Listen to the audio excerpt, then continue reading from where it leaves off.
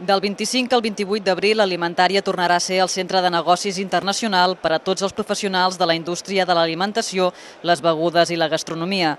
Una cita obligada amb la innovació, les últimes tendències i la internacionalització del sector.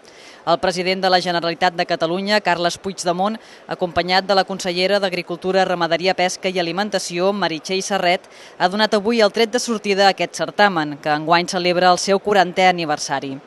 El Departament d'Agricultura ha impulsat la participació de més de 150 empreses catalanes en aquesta edició amb l'objectiu de fomentar la comercialització dels seus productes i la seva internacionalització, dos dels eixos principals sota els quals el Departament articula la seva política de foment al sector agroalimentari.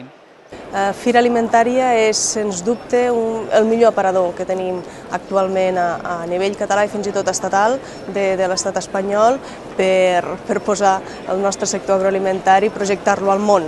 És un espai eminentment internacional, aquí venen operadors d'arreu dels països i moltes de les nostres empreses agroalimentàries són avui presents aquí per exposar el millor que fem, que són els nostres productes alimentaris i tot el que surt de la nostra terra i del nostre sector.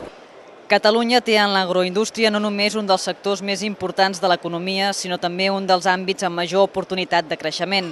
Amb el 3,6% del PIB català i el 18,6% del PIB industrial, l'agroindústria és un dels sectors exportadors més dinàmics de l'economia catalana i amb major projecció internacional.